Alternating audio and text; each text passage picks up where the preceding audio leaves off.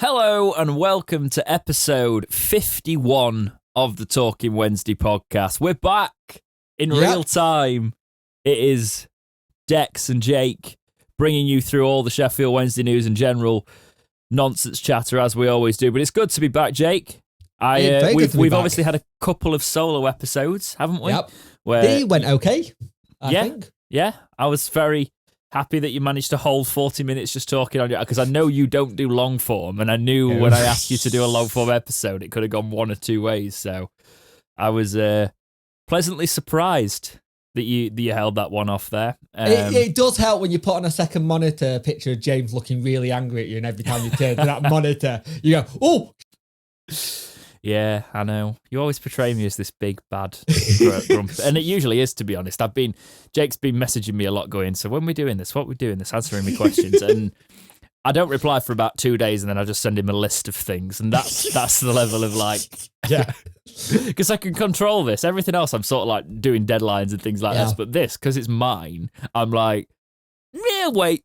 And it shouldn't be like that, should it? That's the way the society works at the minute. But it works at the minute. Yeah, it does work. Because I know what I'm doing with this, like, back of my hand. So it's good to chat to you in real time again, guys. I hope you've all had a lovely Christmas and New Year. If you haven't, that's just that some people don't. I don't know where I'm going with that. That went dark quick. That's life. Get over it. Get used to it. 2022, year of misery. It's back on the pain train.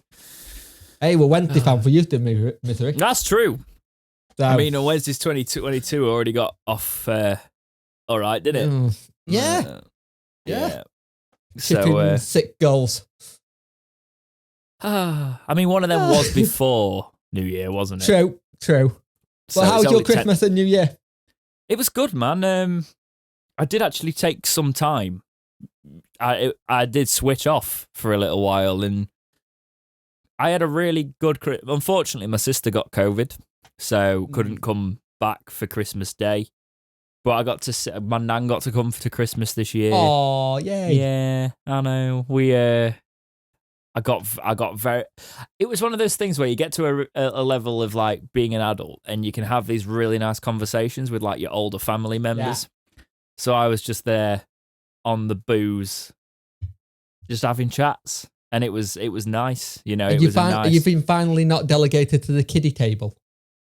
We never did that. We always did the table. To be fair, we always have quite small Christmases. Yeah. But I cooked the meat. Ooh. We ended up doing 2 because my sister could get out of isolation for New Year's. Yeah. So we did a Christmas dinner on New Year's. So my mate's a butcher, so we save the beef. We always get like a ham, a beef, a turkey joint, that sort of thing. So we did the turkey and the ham or a gammon, whatever you want to call it but I did the gammon. I cooked it like full on, like fine dining, and it was the best thing we've ever had at Christmas, hands down. So you're doing that again every year for the future? Oh yeah, no, I did it. Yeah. I bought another one just for New Year's because I was like, we're having that again. That was excellent. Even also, if I do say so Dex myself. has got a really top tip there. When you get older in life, be best mates with butchers. It used to be the bread and butter of being in the kitchen as a chef. You get best mates with a butcher, you get that phone call at 4 going, we got all this, it needs to go. I'm just going to give it you for this. Well, true, to be fair. Or when the good duck comes in, they'll put it to side to you. Yeah, to be fair, we are going to start doing a bit more of that because he's actually taking over the place and it'll be his place soon. But I've always sort of like, I know I pay a bit more there, but it's my mate. And I've been one of those, you should always support your friends. If you like someone's content, it's like if you like someone's produce, if you support them, supporting them is supporting every aspect of it. So for me, I've always like known that I could probably get supermarket stuff a bit cheaper, but why? Yeah. It's like that whole creative thing where if you're a photographer, like, oh, can you do it for me for this price? And like, if you're a mate, you want to give them full whack because you know how hard it is. Yeah. Kind of thing. Exactly. So you want to support and just keep going. Plus, the food is great. Like this, it's proper quality. It's the pork. We get pork pie and that stuff from there, and the pork pies are so in demand there. They are like fantastic. They're about When does this turn into you raving about your mate and you turn like you want a sponsorship but on the podcast? Nah, not at all. He just provided me with all the pork pies. But no, he. That's the thing. I didn't get. I'm not friends with him because he was. I was friends with him before he was a butcher. In fairness, we were like best mates in like year 11. We started. Well, we were in class together since we were in like year 7, and we can talk about all our life stuff on the anniversary episode, which is coming up, by the way. Yes. But yeah, we were mates throughout. Like we're in the same class for like year 7, 8, and 9. Never spoke to each other until year 10, and then year 10 we just were like, we've got a lot in common. We both like video games, and then he became a butcher, so Christmas was sorted forever and ever. But yeah, how was your Christmas and New Year, my friend? It was quiet. It was nice to have a quiet one this year because last year was a little bit hectic. Got to see my sister and her little gang of children that she's lovely, and it was great to see them because I hadn't seen them in about a year or so. And it was just. Are you really sure it was great to see them? The way you said that, it was great to see them. There was a little bit. It was really great to see them. But my niece is full on watching WWE, so Uncle Jake got absolutely pummeled by niece and daughter at the same time. I see. So it was interesting. Let's put it that way. I didn't realise a 6-year-old could do a hurricane on me at like that age, but she's pretty damn good at it. Boxing Day, we had we went round to Soph's Nan's and. Nephew was there and he was running around and he's 2, so he finds anything I do hilarious, which is great because I need a bit of an ego boost sometimes, obviously. But I was feeling really rough after Christmas Day and I was like, please go back to your mother. Please go back to your mother. I can't do this. I'm gonna throw up. Because I needed. So we had another, because obviously Boxing Day you go around. We went to a Nancy. She was like, food, and I was just like, I can't do this anymore. I'm gonna die. Were you that scene in The Vicar of Dibley where she'd go around to all the houses going, I'm done now?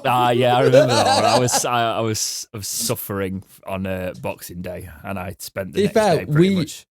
We do the same. We did Christmas Day at my sister-in-law's. Then we had a Christmas Day of our own on Boxing Day. Then my sister's on the 28th, and then we had a New Year's thing as well. So it was like a lot of dinners, but I've got a freezer full of food, so I don't have to do shopping for a while.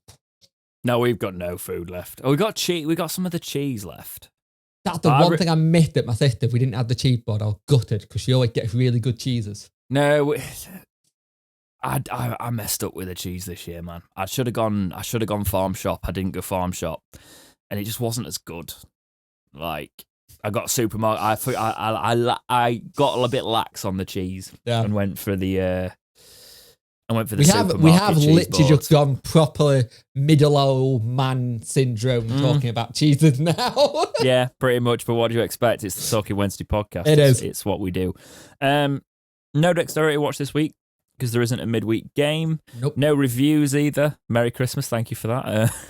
No, you can now leave reviews on Spotify. Please do that. There is quite a few review section. Brilliant. There is quite a few Spotify listeners to this podcast, so please do that. That would help us out massively. Yeah.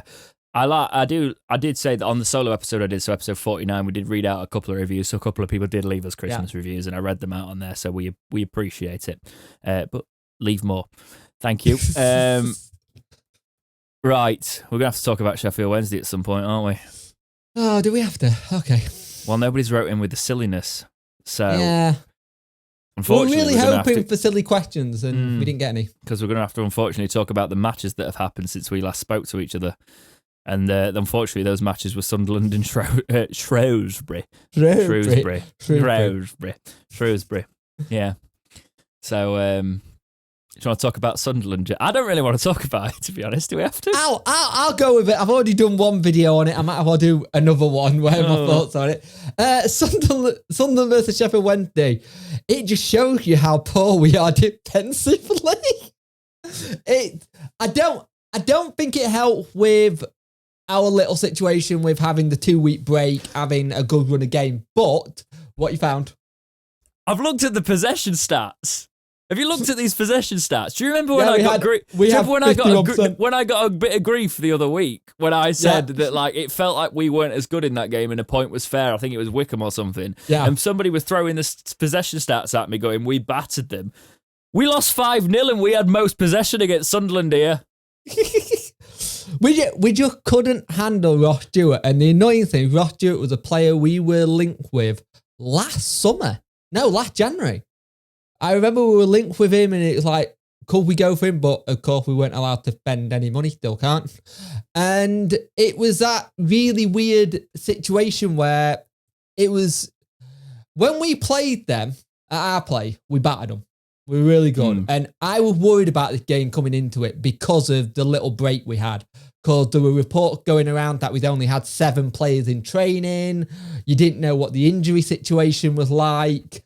And it was one of the games with them coming off the Doncaster Rovers game, battering them 3-0, which, to be fair, quite easy to do. Donny Rovers, come on, they were winning 3-0 at half time and then lost 4-3 to Morecambe.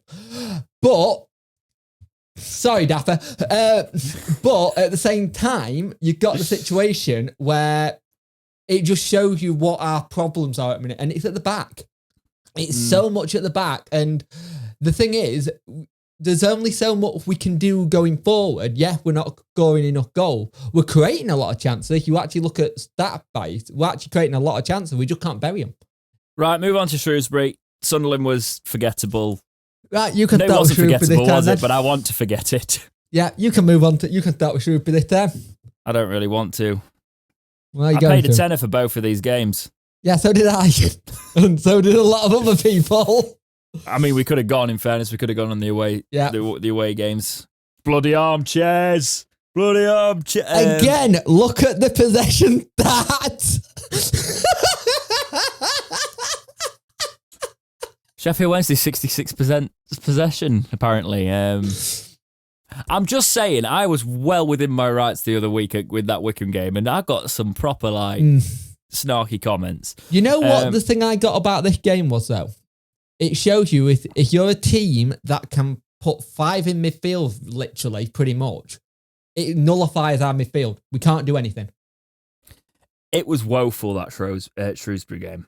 It really was. I just remember how they used to say it on the announcements on FIFA, Shrewsbury, and for some reason that sticks in my brain. I don't actually know if that's how you're supposed to say it. For me, it's Shrewsbury. It's spelt like Shrewsbury. Yeah. It's a shrew.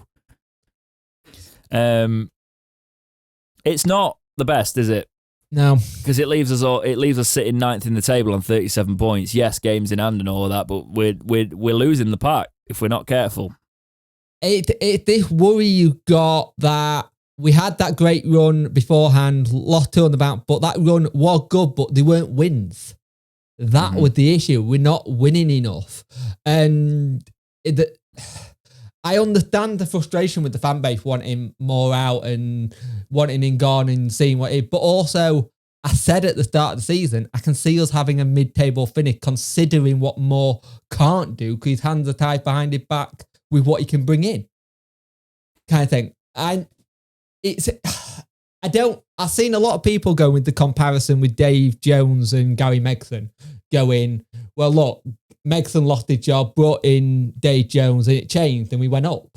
I don't think you can do that with this team, this position, and this period of what went in.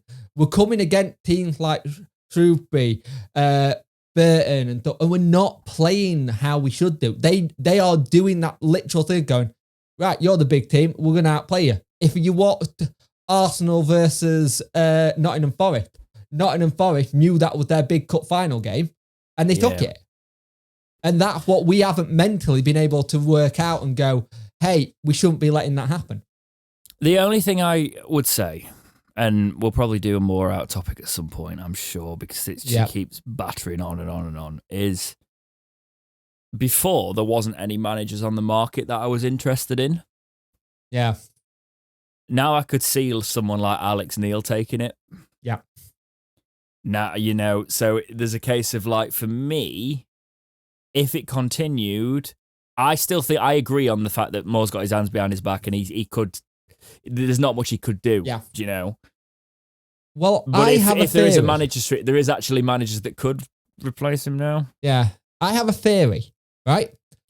Where Moore had been at Donny and West Brom, he'd been on 1 year rolling contracts, right? Yeah. Moore came in March last year. Why would Chansiri sack him January, February? It's not. It'll be 18 months though, man. He was on a 1 year rolling contract at Donny. Yeah, but They redo it he redid it every year. Yeah, I know, but if I'm being honestly realistic about that, mate, they must do it season to season. He might have been on a 1 year rolling, but it'll sort of like reset season on season. Yeah, but I can understand if Chansiri goes at the end of this season, goes, you know what, it didn't work. Let's get something. Oh no, at the end of the season, yeah. But then you've also got the situation where you go in, are we going to keep doing this until it sticks again? Where it's a tricky one. Even though Carlos is out of his club at the end of the season, I'm just saying. But I don't want that. I always don't like manager coming back. I want it. I don't care. I want it. Yeah, I think a lot of the fan base do as well. That's the thing. That's why even at the time, right, it was the time where you thought Carlos had taken as far as he could take us. Yeah. You didn't realise how much he was overachieving with that squad when managers came in afterwards. But then again, I could say that Bruce came in, it looked good. Yeah. He left. Monk came in originally, it looked good under Monk. And then we had a bad Christmas. And then, yeah. It's always the Christmas period, though. Every season, I've noticed, we always do really bad with Christmas. The only time we had a good Christmas is when we beat Newcastle on Boxing Day. We are at a pivotal moment in terms of this January. The rest of the games are going to be very telling as to what we've got to do moving forward. Yeah. Chansiri a few weeks ago was talking about how we are on the, it looks like we're going to get promoted. Sorry. Yeah. Does it? Nah. You know? It's tight. It's a tight league table, but we have got to go on one hell of a run. I disagree with the assumption that we should be bossing this league because people like to pin that on us and say because we've got like the biggest wage bill and things like that. We got relegated with a crap morale, right? Yeah. We reshuffled the squad massively and put together the pieces. Not fully sure it was going to work, and we did it with our hands tied behind our back financially. Yeah. Now some people are saying the embargo's lifted. I've not seen this. So basically, people are going that it's not on the EFL website saying that the embargo. It wasn't before. It wasn't before. Basically, when we had the situation when we weren't paying players, we agreed that we will put ourselves in a self-inflicted embargo where we can't spend stuff. That's the thing. We've agreed it with them saying, well, instead of you giving us a point deduction, if we pay the players on time and stuff, we'll have the embargo. If that makes sense. That's what we've agreed to. Now, the one thing is, though, come the summer, because I still think we're going to be in League One, you're going to be whoever's in charge is going to be able to spend. And there might be a pretty tidy little transfer kitty to spend. Yeah. So basically, I know all those want us to get promoted this season, but Chansiri possibly is looking at it as going, if Moore can get us challenging, he could sit back and look at the best of both worlds. Right. We might get lucky and get promoted under Moore through the playoffs. You know, if we go on a run for this latter half of the season, win-win. We also might finish top 10. Yep. And he replaces him without having to pay any gardening leave. Yeah. At the end of the season, if he's on that 1 year rolling. It's interesting to see where we're going to line up, but this next match is going to be a heated one, given how poor we've been at the start of this year and the past couple of fixtures and where we're sitting currently. Let's have a look at the rest of the league. League One review. So there was some replays due to COVID. Doncaster and Fleetwood. Fleetwood beating Doncaster 1-0. Gillingham and Ipswich. Ipswich beating Gillingham 4-0. Ipswich finding some form there. New manager bounce. Other games played were Wycombe Sunderland, that ended 3-3. That was a hell of a game. Cracking game. Lincoln versus Oxford United, Lincoln won 2-0. Cheltenham versus Burton ended 1-1, and Accrington Stanley versus MK Dons ended 1-1. Let's go into the news, shall we? Oh, that was a perfect segue. Indeed. So, top story for me this week. It was a tight top story because there's another one that could get the top story, but we'll go for current news for Wednesday, even though I guess morally it's not the top story, but we'll go for the top story. Theo Corbeanu has had his loan terminated, and he has returned to Wolves to immediately go on loan to Sheffield Wednesday's rivals in the league for promotion, MK Dons. So the initial story as it was developing was from the Star with the headline, quote, Wolves set to terminate loan of Sheffield Wednesday starlet Theo Corbeanu, League One rivals lined up. The loan of Sheffield Wednesday loanee Theo Corbeanu is set to be terminated by parent club Wolverhampton Wanderers, the Star can exclusively reveal. Now, as this story developed, another article from the Star said, and quote, reports circulated earlier this season that the Premier League side were growing concerned at Corbeanu's progress at Wednesday. And though they are thankful for the work Moore and his coaching staff have been able to put into the youngsters' game in recent months, the Star understands it was made clear to Corbeanu that a deal to make a switch to Liam Manning's MK Dons side was preferable for the Midlands club. In a statement released by Wolves late on Thursday evening, Wolves' loan manager Matt Jackson said, ultimately, the decision came down to what the 19-year-old felt was best for him. This is a quote from Matt Jackson. Theo had a fantastic experience up at Sheffield Wednesday, who have treated him brilliantly. But he has now got an opportunity to go to MK Dons and get some regular game time until the end of the season in a formation which is best suited for him. For his football development, we believe this is a really good option, but the decision was left to the player, and after discussions with Theo and Sheffield Wednesday, we've come to an agreed plan, end quote. Theo on Twitter has said, quote, a new page in the chapter book. Very happy to announce I have joined MK Dons on loan for the rest of the season. I would also like to take the opportunity to thank everyone at Sheffield Wednesday for all the love and support I was given. The journey continues. He also said a little bit more in the presser to their I follow how that we were a fantastic big club, all of that, and it just wasn't. There was heavily hinting, and as you heard from some of the Star reporting there, we weren't playing to his strengths. There's been an outcry on there. I've got a lot of our community's opinions on this. We are going to read that out first, but I'd like to go with your initial thoughts on what this is as we go into it. How do you feel about it, Jake? I'm in two minds because Wolves are very well known for being a club that if a player not suiting a club's how they wanted it, they'll pull him. And if he was doing well, you could have probably seen it gone the other way. You go, right, you're doing well in League One. Let's throw you in the Championship for the second half of the season. What happened? This is the nature of having a lone player at times. I'm not sure, though, because I think if he was doing really well here, yes, they would say that, but the continuity's got a lot to do with it as well. I think they'd have kept him in a firing side. The big one that got me in there was in the article is the fact that Theo had a fantastic experience at Sheffield, treated him brilliantly. Now, everyone's gone, we treated him poorly, we treated him badly. The big thing is we did a massive formation shift as soon as we started getting injuries at the back. Start of the season, we had 4 at the back, and then you had your wingers bombing forward. That suited him down to the ground. We then got all the issues at the back where there had to be a formation change. We didn't have the players or the squad to do that. We had to be making makeshift players. Yes, I understand what people are saying and I understand it, but at the same time, from what you've seen when he had played, he's ifs and spells, if you know what I mean. The bits of the game where he's fantastic, but the bits of the game where he should be looking up for a cross instead of trying to go for a worldie.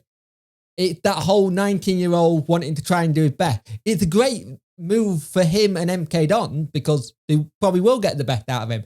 But I've spoken to an MK Don fan who turned around and said they play with wing back too, so it's like really interesting to see how they're going to try and fit him in.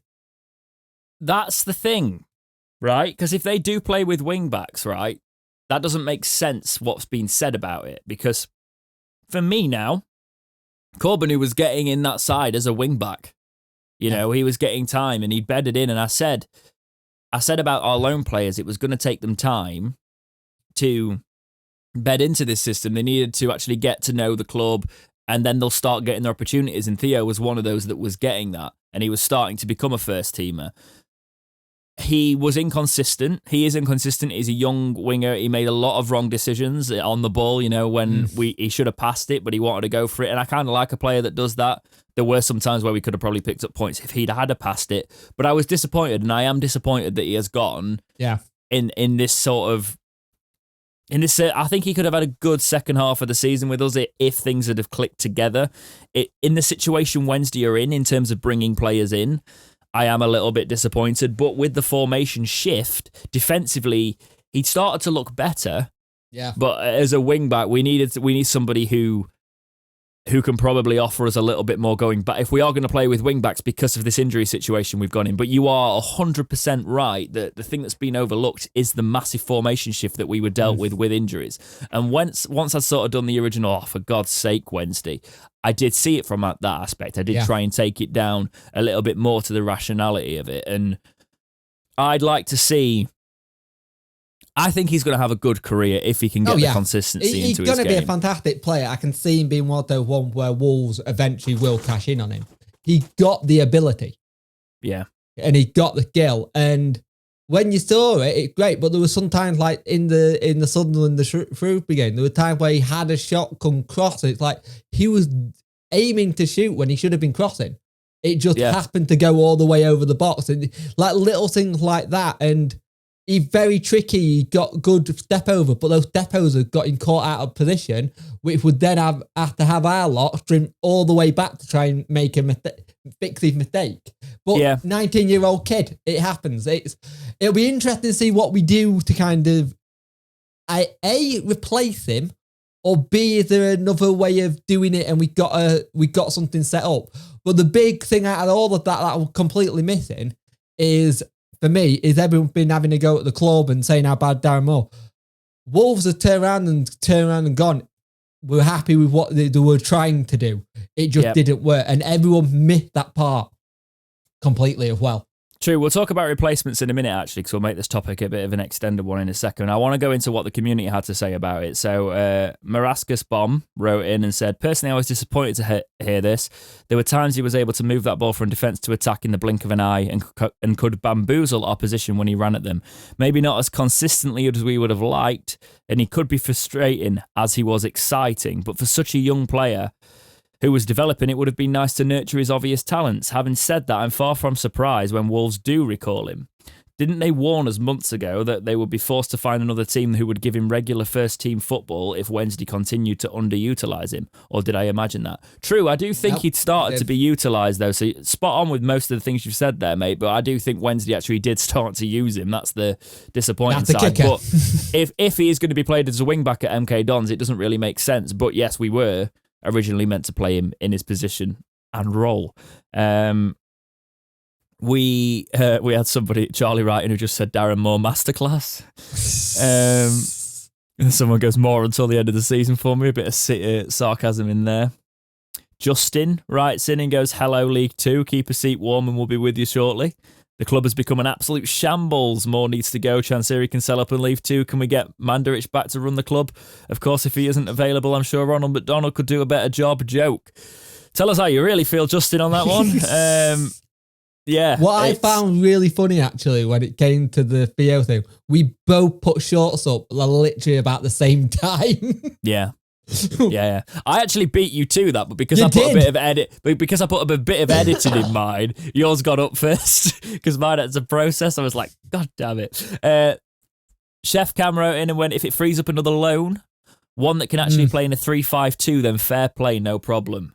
Only thing is that this being Wednesday, I could see them getting another winger into play. We'll ignore the latter on that for now. I do agree if we can bring more players in to fit this system, but I don't think this is. We know from Moore's history, this isn't the system he really likes anyway.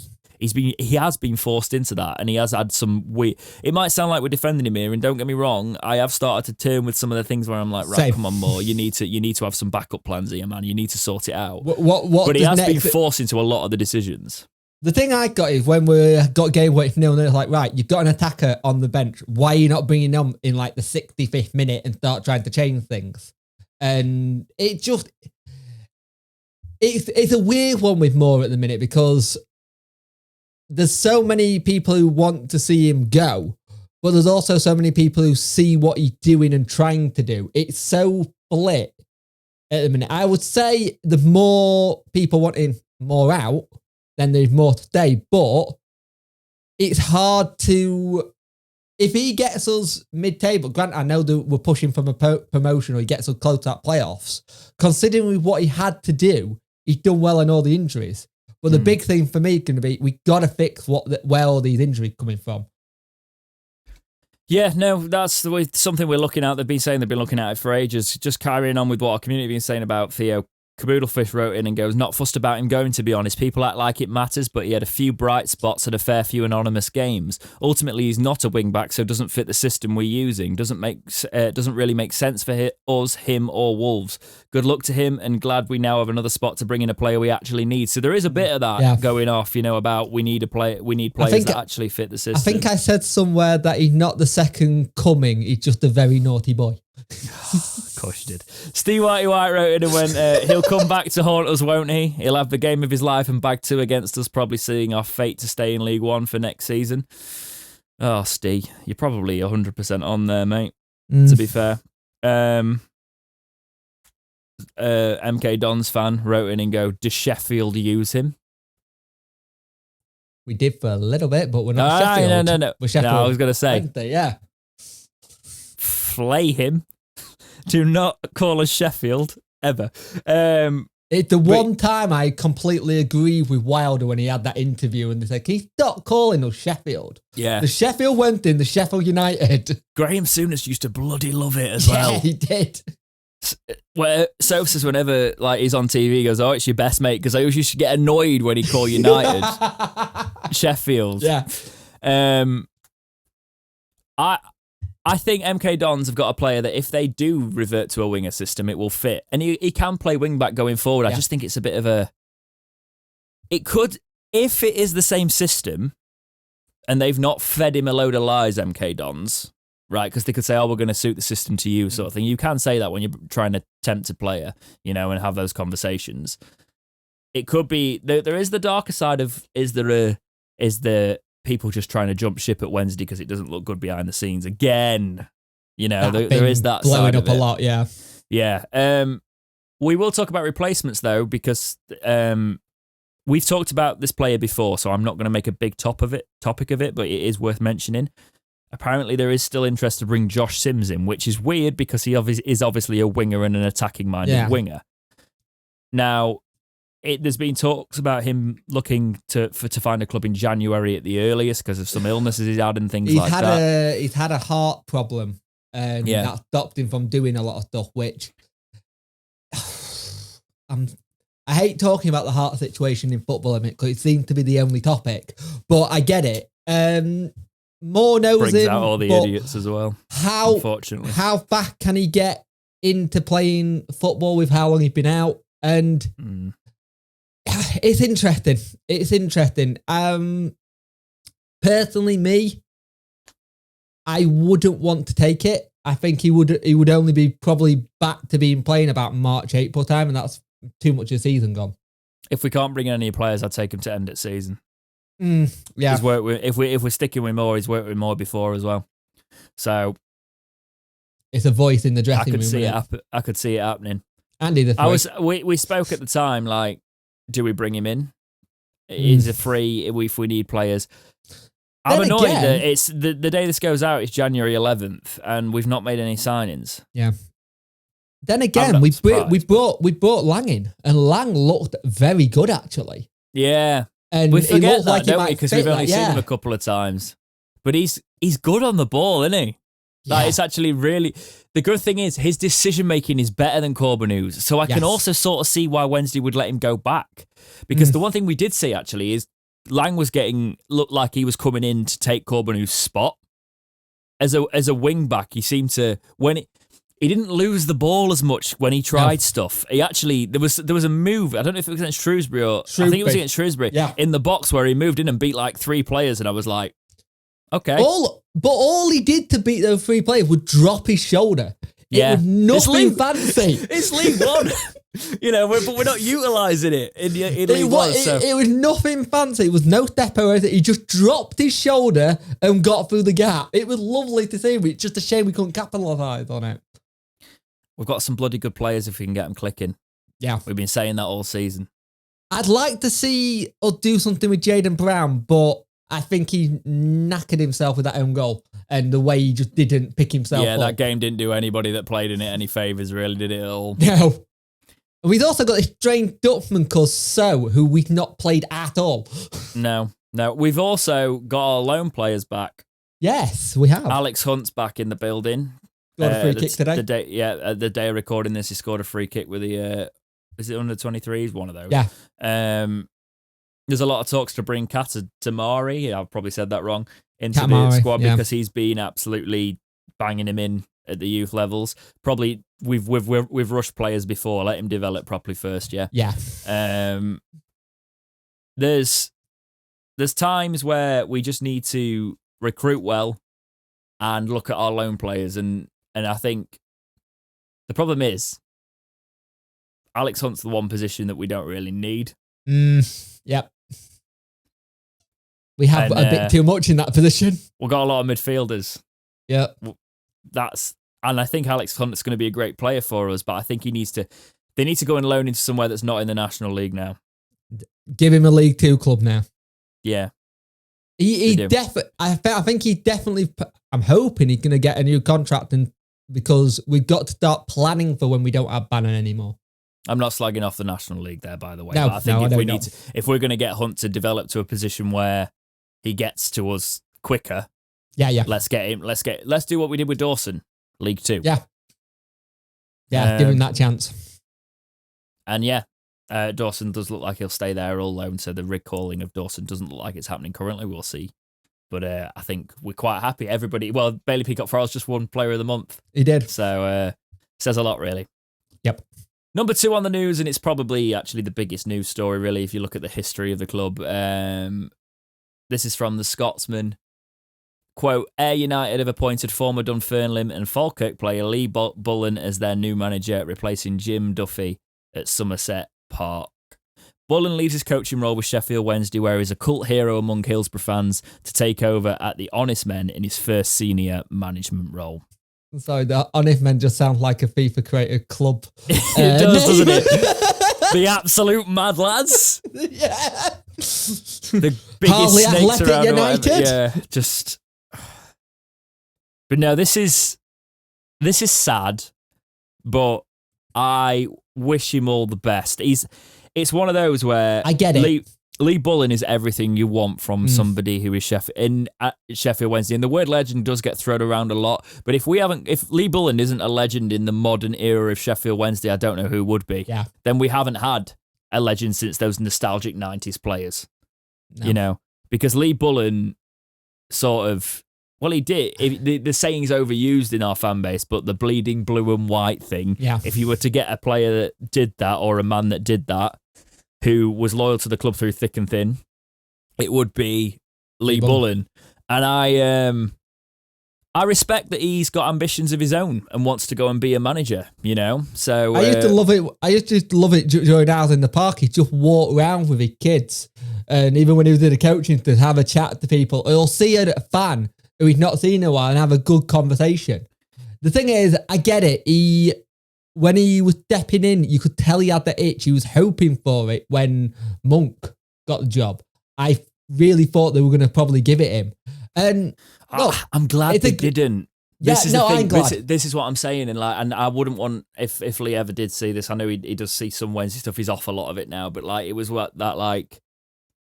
I would love him to be Sheffield Wednesday manager, but I wouldn't have wanted it in the toxic situation that the club was sort of going in, because a lot would be... The fan base was already not fully behind him being the manager, which you only need to see from the managers you bring in. It's an easy escape route, isn't it?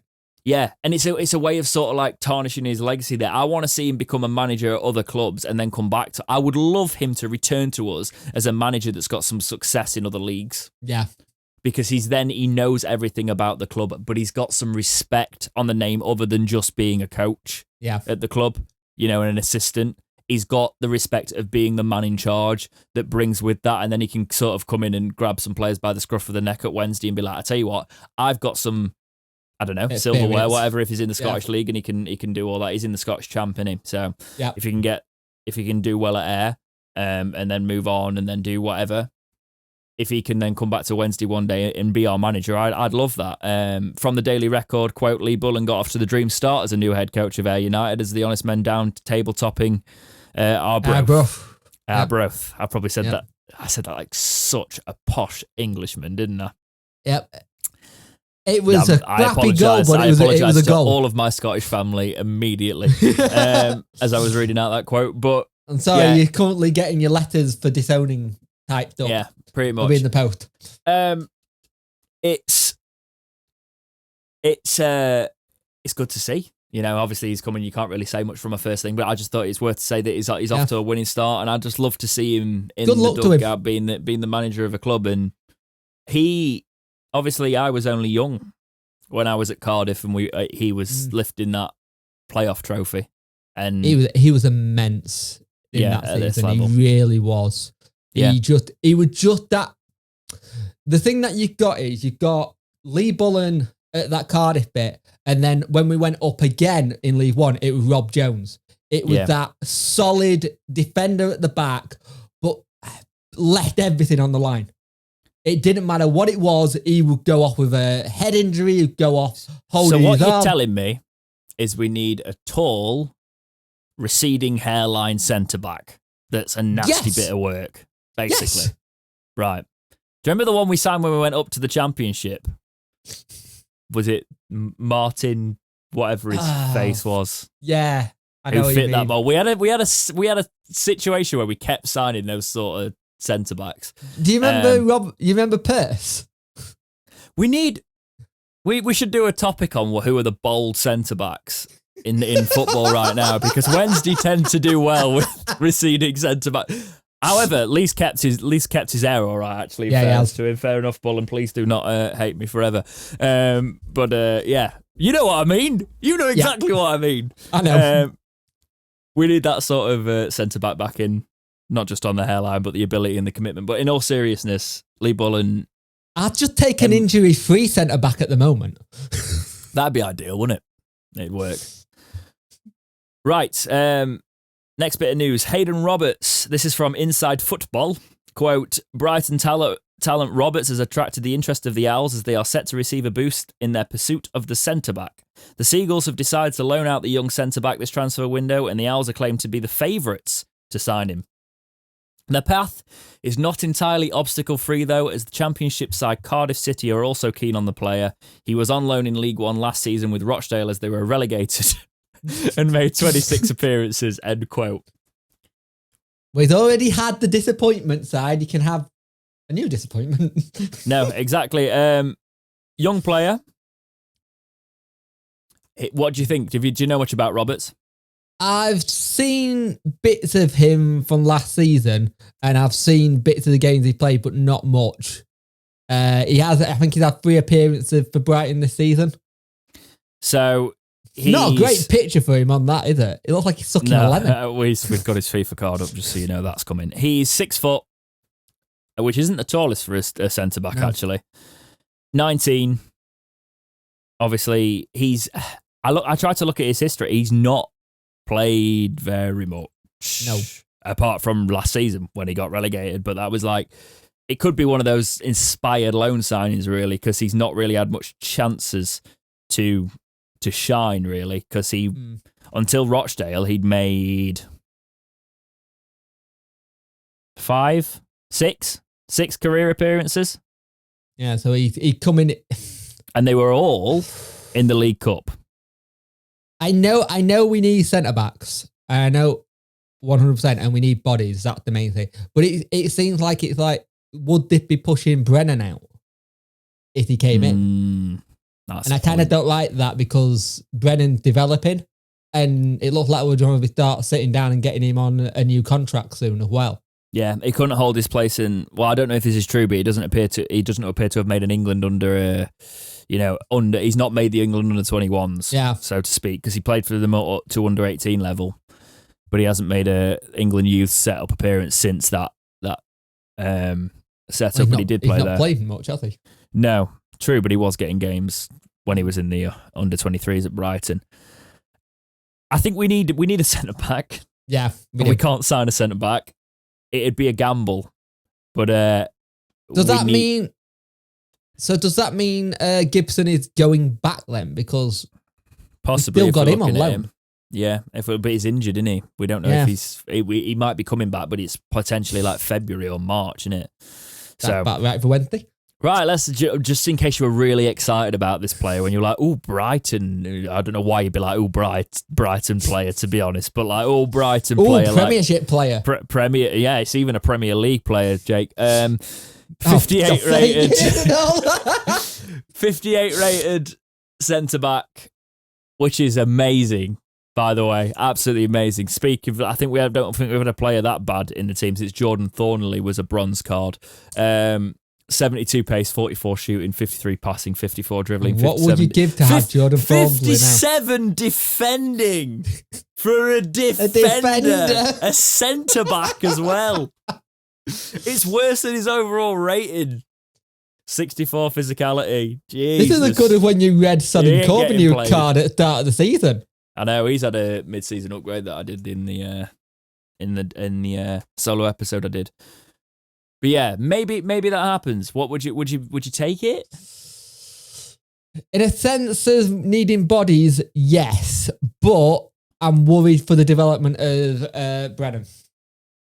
I don't know who you put. Are you going to put in net to Hutch? Are you going to put in net to Iorfa? Do we just lie?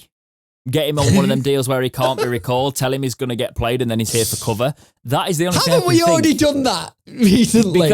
Yeah, I know, but because it's the end of the season, they can't recall him. If there's no long term, if there's no like recall clause, they can't recall him until the end of the season. Yeah. And then we've got Dunkley, in a sense Iorfa, of bodies, Brennan, yes, and then Taylor to go in around those injuries.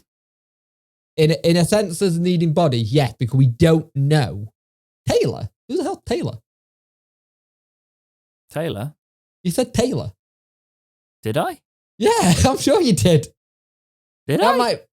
It sounded like it. Might have been an aneurysm. I don't think I did. I might have done.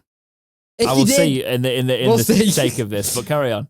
I'm pretty sure I said Iorfa, Dunkley and Brennan, but I'm sure you said Taylor. Okay, it might be me. But in the sense of, look, Iorfa's probably going to be end of January, I reckon. Possibly February. Hutch could be Plymouth game by the sounds of it. No idea on Dunkley. Oh yeah, Hutchinson. Didn't he? He got injured again, didn't he? He did. No idea on Dunkley, which is a shame because he just came back. As soon as we lost Dunkley, it showed. So, and Brennan, he's a young lad. So, in terms of body, we need it. If it's just numbers, bring him in for numbers. I don't know enough about him. I don't like speaking too much on what I don't know. Let us know what you think, obviously, if you know a bit more about him. If there's any Rochdale fans watching this, how was he? Yeah, let us know. Next up, though, we do know a bit more about this player. Not so much in recent times, but he's solid. Alan Nixon has tweeted that Sheffield Wednesday are considering a return for centre-half Mark Beevers. Peterborough would let him go. There's other League One interest, apparently. Are we getting the gang back together? We're going to see what Tommy Spur's up for. Yeah, Tommy Spur. Bring Richard back O'Donnell. Danny Bath, yeah. You know, just bring back all the centre-backs, why not? Ben Marshall. I tell you what. Well, Ben Marshall's in non-league. We'll get him back. Gee, that's so weird, isn't it? That people aren't... This is probably like the first 2 years where we've not gone bring Ben Marshall back and it's in non-league. So many Wednesday players wanted him back. Let's bring Antonio back. He's doing... I don't think he's doing much, is he? No. Oh, God. He's having fun in Jamaica. Bring Nile Ranger back. We need a bit of excitement. Excitement, yes. Back pages and front pages, no. So this has been corroborated by the reports as well that there is the interest there. Now, we know a bit about Mark Beevers. Obviously, at the time, a few people weren't too happy about him leaving. A few people were thinking, right, it's right he moves on. Mm. But obviously, after us, he went to Millwall and was at Millwall for quite a while, was quite consistent with Millwall. Been at Bolton for quite a while until 2019, and then at Peterborough since 2019. Now, this is a player that made 161 appearances for us, scoring 4 goals. Yeah. And he came up through our academy. He's our academy player, right? Yeah. Is he a Wednesday fan, Beavers? Yes. I always, because I was younger when he was in our side. Yeah, he is. Not that young, but yeah. So it makes sense because we're talking about an experience. We don't have an experienced centre back. Beavers is now 32. No, we really don't actually, do we? And he played 45 times, 49 in all competitions last season in Peterborough's promotion season. And he's for me, this is quite... It makes sense. Good if this happens. I know we don't like looking backwards, but like he got promoted from this league last season. He's a Wednesday fan. We need an experienced he'll put his body on the line, like we were on about. He's 32, so he's coming to. He's going to be his last hurrah with his boyhood club. He has only played 11 times this season, so we'll have to get him back to fitness. But makes sense. It does, because what I wanted to say now is he made 161 appearances for us, right? But he left us when he was 23-ish. Yeah. He's now 32, and he's clocked 150 appearances with Millwall, 4 of those seasons being in the Championship, right? 2 in League One. Let me just finish this. He'll know Gregory as well. Yeah, so Bolton, he made 132 appearances for them in League One. One of those seasons in the Championship for 2, and then 2 seasons in League One with Peterborough United, 97 appearances for them overall, obviously in the Championship this season. He is a League One centre-back that knows how to get out of the league. Yeah. You know? He did it with us. Granted, he only made 7 appearances in that season, but he did it with us. Yeah. So... Gregors and Palmer get on the blower and go, come on, you're coming back. Yeah, fun fact. Fun fact from Wikipedia here. On the 23rd of March 2008, Beavers was called up to the England 19 squad, replacing Chelsea's Sam Hutchinson. No way! That's awesome. Oh, we're going to have tension at the back. You replace me. Ew. Oh... I think the only getting injured. I think the only concern a little bit is that he's coming back from injury, but that's the reason why we're getting him. He's also going to be one of our last players we signed that was born in the 80s. How is that we get to that point? Well, then again, you watch Patrick Vieira and sodding Steven Gerrard on the touchline. In games, it's like, right, I've hit that period where my dad told me that it's getting to the point where when you start seeing that in football, you're old. Yeah, I got to the point where I was like, you know, when you wouldn't be any longer considered young potential as a footballer. I was like, yeah, I don't like that. I don't like that. And when unless your name's Harry Kane, who was the young footballer for up to 26. Yeah, he's a young, promising. I mean, are you telling me now I could get some boots on then and win the Golden Boot at World Cup? Yeah. Well, Jesse Lingard technically I could. Jesse Lingard keeps being told he's the best youth player at Manchester United by some of their fans. So yeah, and he's like 30 now, Jesse Lingard as well. But yeah. I'd be happy to see Mark Beavers back, and I know you hate looking at the past, but looking at it realistically, it's a good move. He's a League One player. But there has been some talk about it being. Well, Yorkshire Live were reporting that reports though linking Beavers with the Owls' return have been believed to be wide of the mark. Now, Nixon gets some stuff wrong, but Nixon's usually pretty spot on with stuff. He's normally pretty bang on, isn't he? Yeah, I mean, he has dropped some every every journalist gets fed down some pathways. Unless and stuff, you're and they just through report it, on what so they hear, but unless you're through it, so we've been getting everything right constantly recently, then yeah. yeah, but Yorkshire Live follow up here with it's thought that Moore ideally wants to sign an experienced player, but someone has been playing regular first team football. End quote. We're not really in a position to argue if they're going to let him go on a free. Yeah, you bring in that experience, right?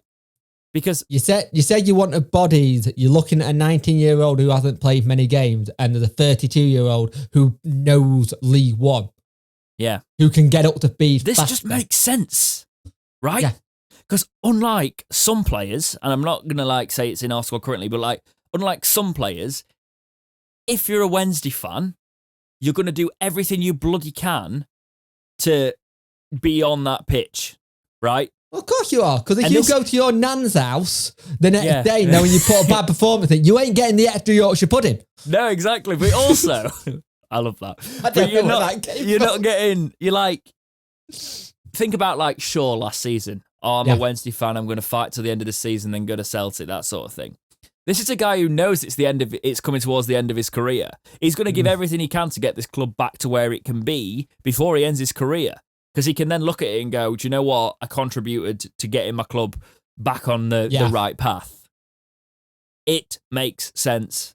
Bring him back. Let us know what you think in the comments to all of this. If you are watching on YouTube, if you are a podcast listener, thank you as always for your quiet yet consistent support. Nearly did so well with talking today as well, didn't I? If you're in the car shouting at us, then just wave to the person at the side of you, go, I'm fine.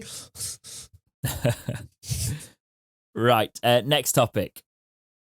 Not too much of a big one here. There's been some murmurs on Twitter that Lewis Wing might cancel his contract. He's there's a mutual, I can't remember where I saw this. I don't know if it was official sourcing, actually. I just think it was some Twitter rumours. But there was... Football League Hub. Okay, so it was is that a proper one of them, or is that a bedroom one of them? I think it's a bedroom one, but March 2018. Right. Okay. So we'll see. Because I actually know some of the people that run the bedroom ones that focus on Wednesday. They've chatted to me in the past, and I'm like, you know as much as me, mate. Less sometimes. Most of the time. This for me, in one sense, makes sense for a player. For the player sense, I don't know how much of it makes sense for the Wednesday sense. Does that make sense? Yeah. That's a lot of sense, by the way. Yeah. I think it's weird considering this. Well, they were going to recall him and they never did. Wilder flat out didn't recall any of the players after saying he was going to recall all his players. He just then didn't recall any of them. Well, they got the game called after their 20th player got tested positive. Yeah, it was... There's a player in Lewis Wing. There is. We've seen it at Rotherham. However, it's not. There isn't a player in Lewis Wing currently. No, could it be something like because he doesn't know what his future is? He's not settled, so he needs to be settled to play. Yeah, but to be honest, I'm worried. The reason I'd be worried about it is because he's already got the idiots on the fan base on his back. Yeah, and actually trying to full on abuse him. And I'm like, when he first came, he said he was forced to sign a contract before he could come out on loan. He wanted a permanent back in the summer. Yeah, I remember us talking about it. Yeah, I just think he's got it's like Darren Moore. Once you start to get that quite loud shouting it into the void portion of the Wednesday fan base on your back. When it's going well, it's going well, but when it's struggling, you are the scapegoat, and he's going to struggle, especially if he signs for us on a permanent. It's not going to be the neatest fallout from it. It might be better for his career to not, even though I would be willing, if he can put in some performances, to see him make the best of it. Do you know what's quite funny, actually, if you want to bring more controversy? Do you remember what you messaged me the other day? Yes. Which is funny if you think about all last year when we were talking about it on the podcast. Jake messaged me and went, do you know what this team really needs? And you were saying it a lot last season, James. You went, this team needs a Joey. And I was like... Really does. Yeah. Could have done with a new you as well, couldn't it? Yeah. That's looking at the past. Talking about looking at the past. You did turn around and say he would be great in League One. He'd do what we need. Yeah, I did. Talking about looking at the past, Gary Monk has been commenting on TalkSport, saying he doesn't feel that he's left any club. He's never left a club where he's not left it in a better place in some part. Caboodle, would you like to weigh in here? This should be his topic. We'll call him in. I'll tell you what, anniversary episode, if he's around, we'll have him call in and do another 40-minute Gary Monk rant.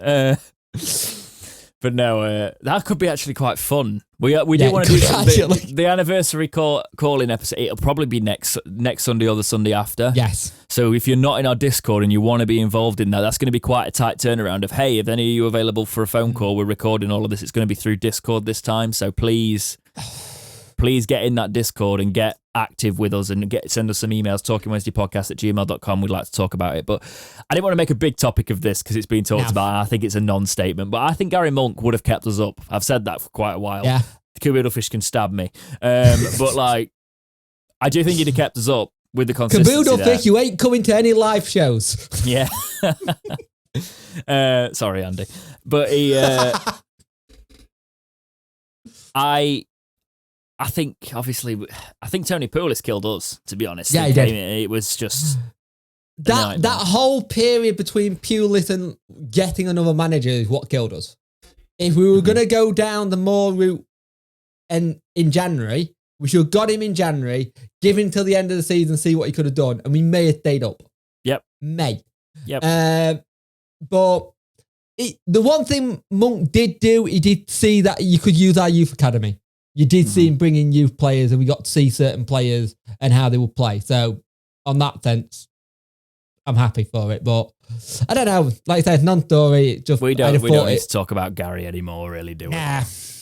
To your community topics, thank you for the lack of community topics. YouTube has killed me in the algorithm by not uploading over the past few weeks and month because it's not putting our stuff out to people as much at all. So the community tab's not even hitting people's feeds, I'm hearing, and all that. So that's fun. Just keep checking it every week. We can't even do what we did in the summer with transfer stuff because nothing. Yeah. No, I'm just saying this now for people who listen to this podcast all the way through and don't just watch the breakouts. You don't have to click on them, we appreciate it, but there is going to be some very baity videos as we get them, just to get the eyes back on the content, because the podcast doesn't reach as far. It's people. There's the funny people in the comments who go, "Oh, this is bait, and then we look at how it performs and we're like, "Yeah." But the people don't just watch it, click on it, and then click off it, because people click on it and go, "Actually, this is all right content," and some people stick around. We need that again.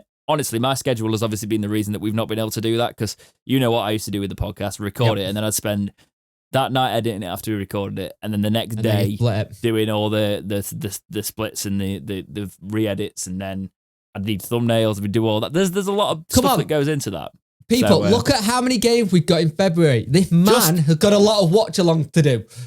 I'm looking forward to doing those, though. I will do them. Yes. Bring it back in there. I don't like February games, especially since all our games that we didn't have over Christmas are now in there. No. A lot of video games coming out as well. I don't know where I'm going to find time to be a nerd, which is unfortunate. Oh, that's annoying. Yeah. I said that was so disappointment. So Dave Jones wrote in, Dave Jones 83, not Dave Jones as in former Sheffield Wednesday manager, Dave Jones. What do you think about the lack of communication from Chansiri this season? It would be interesting to know his plans to get us out of the league, his thoughts on the season so far, etc. We've talked about this a little bit in the past. I didn't mind that he was quiet when he seemed to be doing things in the right direction and pointing the right people. When he does come out, messes up early bird season tickets, and then says, "Oh, it looks like we're going to get promoted anyway, so cool." That's a bit concerning to me. I'd like him to just do what he was doing when he couldn't actually get his voice out and stuff because of being in Thailand and stuff. I think he's learned a lot from the last couple of seasons where he was coming out saying stuff. One of the things we haven't seen due to all the pandemic stuff, we haven't seen any fan interaction things recently at all. They seem to have gone very quiet. And the thing is, it's a catch-22. He either doesn't say anything and fans are going to give him criticism, or you're going to come out and say something and fans are going to get him criticism. He's screwed either way. At the minute, what is there to talk about? In general, to be fair. I mean, I could understand why fans would want a chairman to go, hey. The thing is, if he comes out and he goes, hey, this is the path, don't worry, I know results aren't what we want, it looks like he's putting pressure on the manager there. So it's kind of a rock and a hard place. Remember when he put a path on, he said, we're going to get promoted in 2017 because it's our 150th anniversary. So we were all like, right, we're going to get promoted this season. And because we never did. You know what? So I was watching, I know this is bad, but I was watching Hull the other day. And I don't really hate Hull. Like, I've got no reasons, but there's an innate sort of like... They've just been taken over by the bloke who does the voice in Turkey. Excellent. I wasn't expecting that. 100 million takeover. I think Jesus something like that. Christ. Oh, no. Was it 100? No, 100 million to Southampton. I'm not like whole big history, but like 100 million. 100 million to Southampton takeover. I was going to say. But Hull have been taken over by him. Let me see.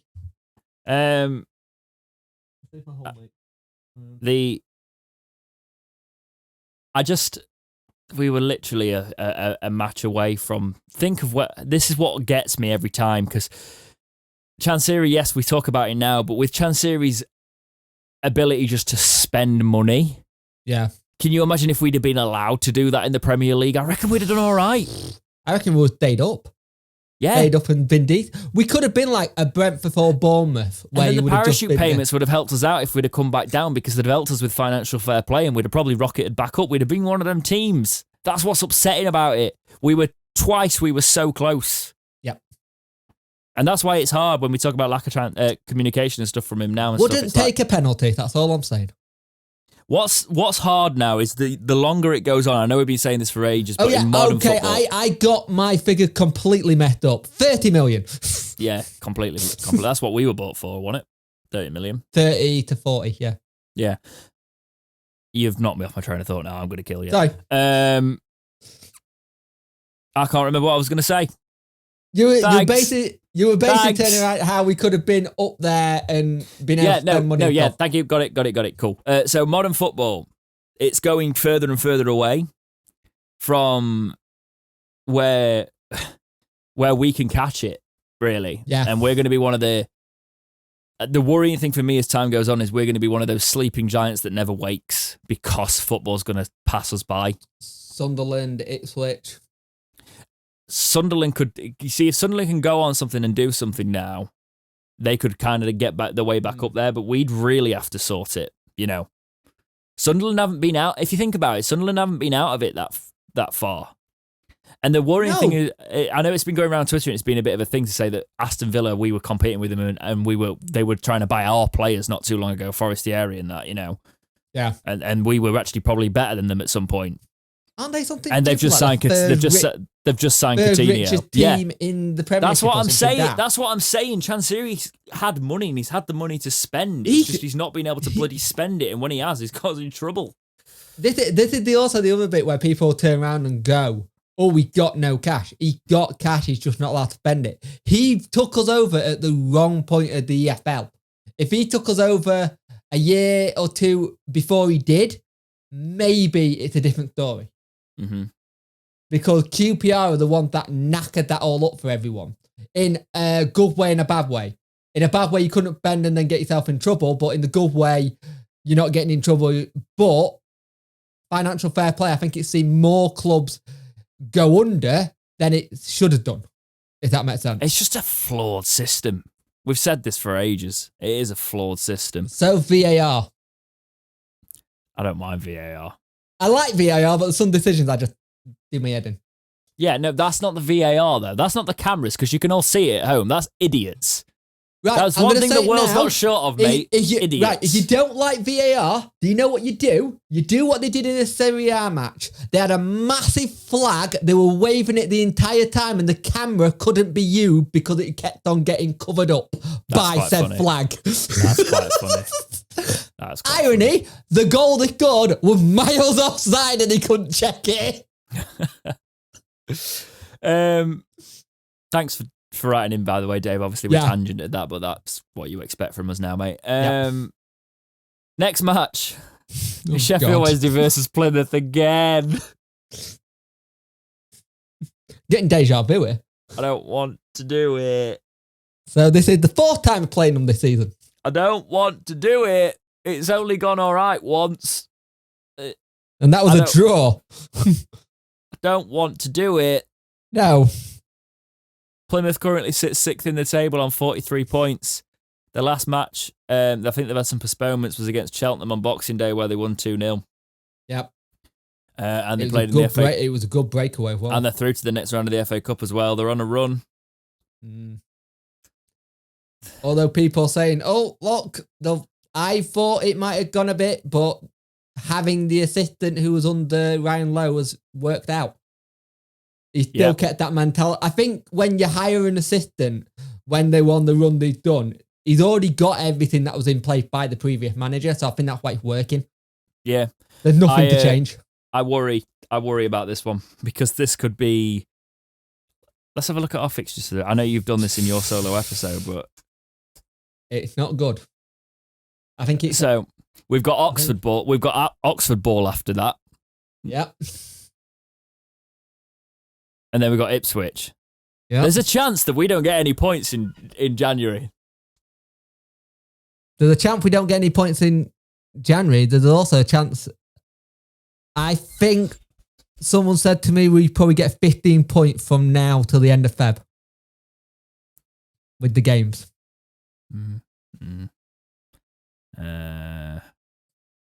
So let's just go for the game. January got Plymouth, Oxford, Ipswich. Yeah, I see probably about 15 to 18 there.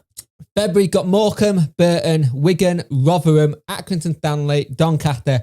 Doncaster, depending on how things go, they could already be done. They could be out of it already because they got a lot of game coming up against top teams. They could be out of it. Fleetwood, Charlton. Yeah, but aren't they another one? I always forget. Are they another one that doesn't like us just for the sake of them being close to us? So they think so they probably think it's time to just make us more miserable.